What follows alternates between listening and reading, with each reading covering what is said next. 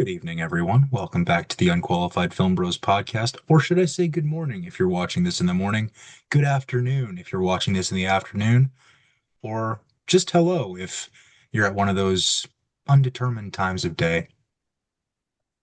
We are the Unqualified Film Bros coming at you with a new episode this morning, with the latest Bob Odenkirk flick called Normal. Um, Held for release from a festival premiere last year, kind of under the radar. Slipped into a slower week at the box office. Nothing really else huge coming out that we would do instead. So we're talking about Normal tonight. Is the Mummy? Lee Cronin's The Mummy. Yeah. hmm That was also in theaters this week. Yeah. So, gentlemen, Normal. What do you guys think? I mean, I liked it. It's chaotic as hell, but yeah, I mean, I had a good time. There's like shades of nobody Bob Odenkirk. This is not comedian Bob Odenkirk as much. Uh, but yeah, he's great. It's probably more insane than nobody. There is so much going on. Yeah, I'd say so. Um, yeah, I did not expect the twists and turns of where it was going to go. Western thriller, Yakuza, I don't know. It's Yes, they are real.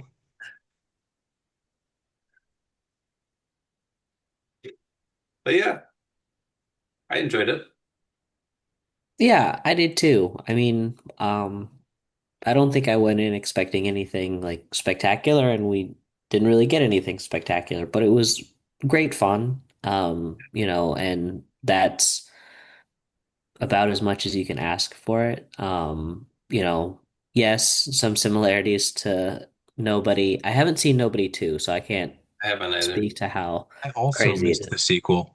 But from what I remember from Nobody, not quite as crazy as Normal, but um, both fun in their own ways, right? Yeah, Yeah. Yeah. This was one of those movies that we do that I tried to know as little about going in. It wasn't one of the IP pieces or one of those heavily talked about movies that we see um, leading into a week. Like the drama last week is very much in the zeitgeist. People are talking about it. You kind of know what to expect going in. Normal, like I said in the intro, kind of under the radar, unexpected. You guys are talking about how it was unexpected, how crazy it was. Um, so I didn't know too much about it going in. And then what we got was, yeah, crazier than I expected, I think, because I didn't know what to expect, but also kind of disjointed. Like, Yeah, it's a like lot. the first 20 minutes, and I talked about this in my Letterboxd review. The first 20 minutes of the movie feel like it's trying to do a Western Fargo-esque neo-noir sheriff's dead kind of. There's a mystery in a small town, and then it turns on a dime to this is going to be the biggest action thriller with the most insane kills you're going to see all year. And then the last 15 minutes is, well, we're going to try to do a Blazing Saddles little prank on them and see if the bad guys fall for it. It is a Western. And then it just ends. It's a Western ending, sort of. Well, it's a Western ending up until the point where everybody kills each other. Well, I guess that's also a Western ending, but typically not done like that. Very, very Matthew Vaughn yeah. I ending. was gonna say it was Ah, like the yeah, church scene in Kingsman. it's The just like only thing that would have made me say it was even more Matthew Vaughn is if it were a oneer. If they Yeah, just follow like Odenkirk the entire time through that sequence. yeah. But yeah, I Yeah. mean, it's like I just sort of like these crazy movies. Like Max said, this is not the best movie, Bob Odenkirk's going to be in plenty of better things, but it was fun. It really reminded me of like some 80s action movies where it's just like plots converging, there's random stuff happening. I mean, like in Big Trouble in Little China, it's about a truck driver that ends up, you know, battling like a Chinese ancient deity, who these things just are so crazy. So I liked it for that. A truck driver with great hair. Yeah. The Pork Belly Express, or Pork Chop Express. That's what he calls himself. His trucker name. A great self-referential nickname. Yeah. Well, you're a trucker, You gotta Yeah. have your name. And if you're on the CV radio, you gotta the CV radio's coming into play here in Normal. Um, as soon as that yarn shop showed up, you knew it was going to be a set piece at some point. The shelves and aisles make for great protection in an action piece like this. It was that to me was telegraphed and the CV radio. Yeah, well, it's not exactly like playing up the mystery of everything as much as the ridiculousness. I think for a movie like this, the ridiculousness is almost essential. Like if you try to play a story like this too straight, if you try to make it too much like a gritty action movie where you're not going over the top and you're trying to play up realism, it's not going to work. Yeah, that's why I like mentioned like the 80s action movies. Obviously, there's some gritty ones, but most of them are like over the top, crazy things are happening. Always. I mean, you'll never see as ridiculous stuff as you will in 80s movies, except for maybe Bollywood. Fair. Um, yeah, and Ben, you talked about all the different plots coming together.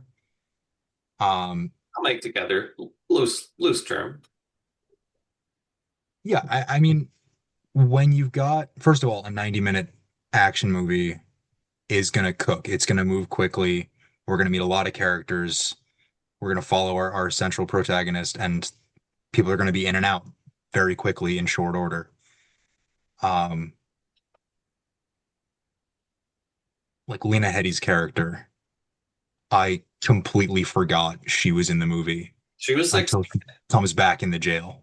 yeah, she was like second in the cast, and she's really not in the movie for that long.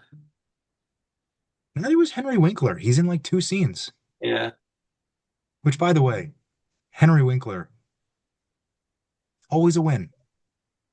yeah. I mean, he's always good. He's Henry And Much. and he like one of the reasons why I love Barry so much is because of the turn that Henry Winkler gives over the course of those four seasons. It's one of the best performances of his career over the course of that show. Um, I think this movie could have involved him a little bit more. He was kind of this genial mayor in the first scene that he appears, and then the second he's kind of really sinister, leading this front for the Yakuza. Yeah. Well, that's like everybody. Yeah. Well, I don't know. I that's would his have liked to color. have seen one more scene with him in between. It's a 90-minute movie. I think you're asking for far too much. A 90-minute movie. Am I asking for an hour 33? Maybe. Would that have made or broken the movie for me? Probably not. It was going to be 3 stars either way. I know you like Henry Winkler. I get it. I do like Henry Winkler. He's probably my favorite follow on Twitter too. He's very, very uh He's isn't afraid to say exactly what he's thinking well, yeah, on but Twitter, and it's usually about fishing. he's also got old man syndrome where he keeps falling for AI. And see, like, oh my God, nobody wished me a happy birthday. And it'll be like, oh, you poor thing, happy birthday. It's like this is some random dude and it He's has a on. sweet guy. I know, it's just it'll be such some obvious things too. And everyone in the comments is like, "No, Henry, don't fall for it." But yeah, no, he's a good guy. We had a family friend that met him, I think in like Italy or something like that. They were on Very cool. vacation. He was on vacation. They're Jewish, so they talked to him and were like, "Oh," it said he was very, very kind. Said he was a mensch. He seems like a mensch. Definitely. Yeah, so the comparison, just going back to Bob Odenkirk, the comparison to Nobody was obviously going to be there with this movie. I wish one of us had seen Nobody too. That's our bad here. Well, it's But a sequel to Nobody. I know it's called Normal and Nobody, and those are vaguely related, I guess. like, I'm not expecting it to be related, like plot wise or story wise or character wise. It's not a Um, cinematic universe. Yeah. Not like the Jason Statham Working Man series. Oh yeah. Production man, working man, beekeeper, Beekeeper. Beekeeper. the mechanic. I'm The so mechanic. Beekeeper 2 already seems like it's going to be the greatest movie of all time. I'm counting on it. He uses bees to heal his wounds. I I'm sure they'll make it like sort of make sense, but the fact that they even went there is hilarious. Um, That's one of the greatest like disgusting film tweets I've ever seen. It looks so fake, and then you're like, wait a It minute. it looks like a discussing fish tweet. Yeah, it did. They Like I kept had to I did a double take and I thought, wait a minute. Oh no, that's real. He's just taking his job. And then the Oh, taking his job. the director retweeted it, right? Yeah. So back to normal for a second. Um, for a second, as if that's not the subject of the episode. Um, and the comparisons to Nobody.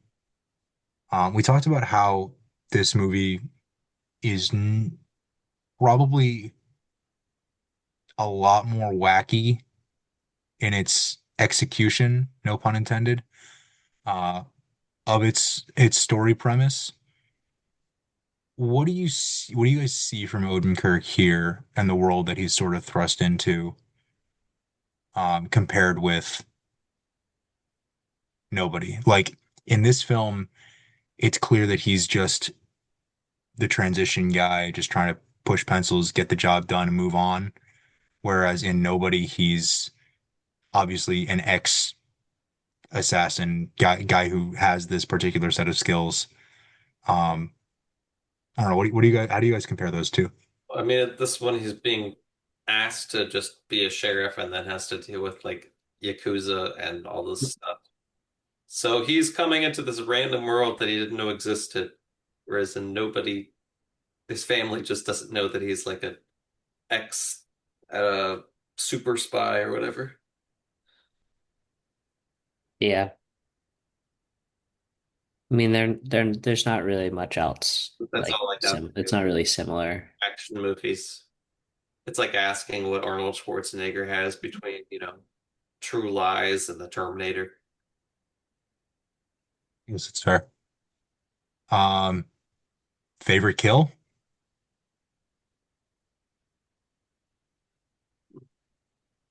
I don't Come on, know. it's been since Shelter since we've asked this question. Another entry in the Statham working man universe. We did it for Ready or Not. Oh, that's right, we did. Yeah. Ready or Not 2, here I come. Are any of the kills like worthy? This isn't exactly like a horror movie. Yeah, it's not the same as like Violent Night either, Violent where Night. they like use I don't know. like ornaments and stuff, you know. I thought I thought dropping the car on the I guess sheriff's office receptionist when she tries to stop him.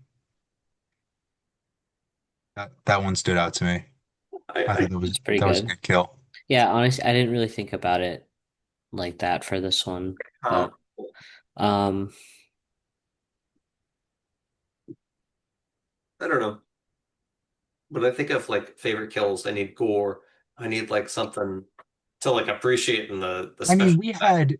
we had somebody's ear getting blown off and then trying to be preserved in snow. And then it Ulysses is just cool with him. They were shooting at each other like an hour earlier, and then they're just cool. They figured it out. It happens. That's very Western of them. I guess I hadn't really considered it like that. But I don't know. You're putting more thought into this than I did. There was so much going on. I didn't really think too much about like these different instances. Things were just happening, and I was along for the ride. Yeah, it is. This is like You're 90 right. minutes. Things are just, it's just going. It's one of those movies where you can just turn your brain off and watch the brutal action take place, and then check out when the movie ends. yeah. Pretty much. Still But a like, lot of fun though. yeah, no, I enjoyed it. But there's not much to like overanalyze Yeah, or kills to really appreciate in the same fashion. certainly not in the same fashion as something as stylized as a Ready or Not or a Statham movie. Or Even John Wick. yeah, John Wick has some really cool action set pieces. Yeah. We don't really get action set pieces like that. It's a lot of different films, yet it doesn't really commit to any of them, if that makes sense. Which films? Oh, normal. Oh, It's a lot of different like types of films, is what I mean. gotcha, Yeah. gotcha, gotcha. But it doesn't really commit enough to truly have those spectacular action set And pieces. I think that's where it lost me a little bit because I was looking for that cohesion. I was looking for something that followed itself through the narrative and through the progression of the story.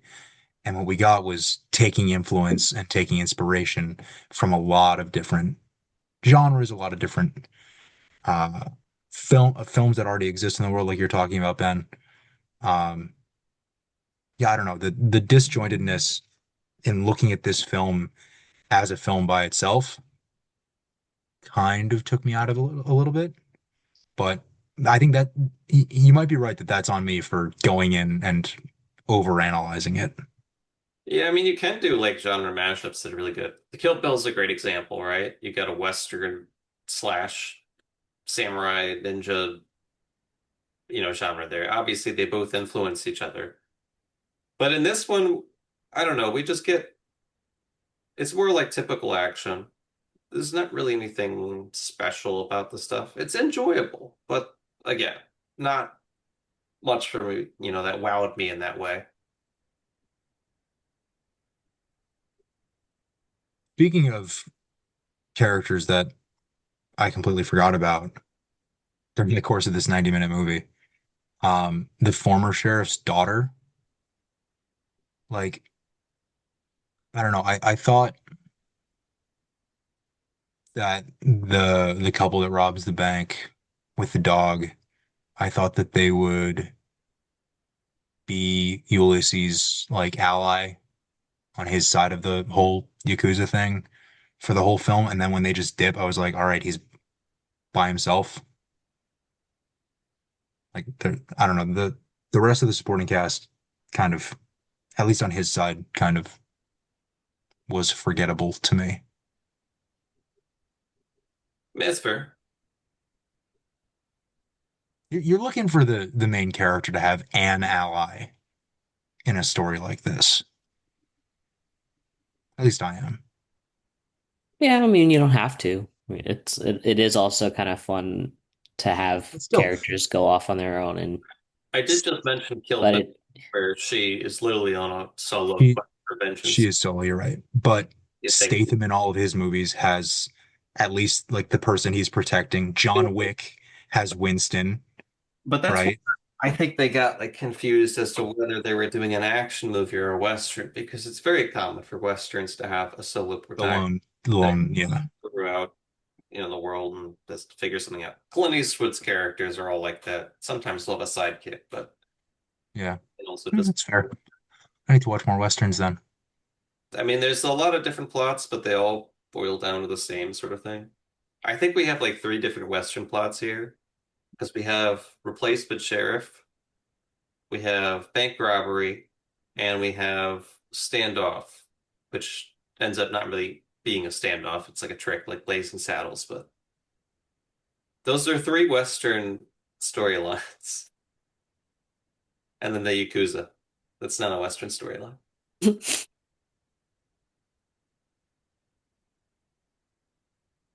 It's so far west, it's east. If you keep going, That is So true. Suck it, I flat earthers. on that note, I think we've squeezed just about as much as we can out of normal. I almost called it nobody. That's where my brain's at. So check out normal in theaters while you still can. It's gonna have a short run because not a lot of people know about it, not a lot of people are seeing it. But if you like Bob Odenkirk, if you like Henry Winkler, if you like Lena Headey, check it out in the theater. Get to see a couple of explosions and gunfire and things that look good on a big screen. yeah.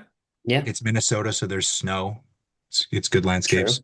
And frankly, I've heard not good things about Lee Cronin's The Mummy, so there's probably not a whole bunch else to watch. No, it's kind of a dead period right now. A little bit of an April lull when we Yeah. had Sinners in this spot last year.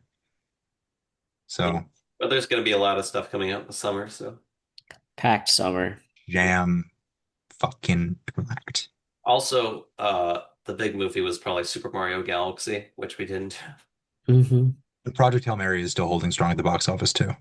It That as well. That's good. Yeah, was a good one. Hmm. it was so much And you fun. can watch that episode elsewhere on the playlist, which is over here on this side of your screen on the YouTube. So Okay. it's a mirror for my Zoom window, so it's I Okay. All think right. I think I'm pointing in the right direction. You're pointing to my Okay. left. I don't know. Doesn't matter. You Doesn't guys can matter. It's find it's it. one of You guys are you know smart. how by this point 229 episodes in, you know where the playlist is. You can figure out where to find our episode on Project Hail Mary. That'll do it for this episode on Normal. We'll be back next week with a Yorma Tacone picture starring Jason Segel and our second round with Samara Weaving in the span of a month as we look at Over Your Dead Body, the new dark comedy thriller. Very excited for that one. So we should have a whole heck of a lot to talk about next week. In the meantime, watch some good movies, ban AI and filmmaking, and watch movies in theaters. I think I said that in the wrong order this time. Whatever. All right, we'll see you for Over Your Dead Body next week. Have a good night. Good night. Good night.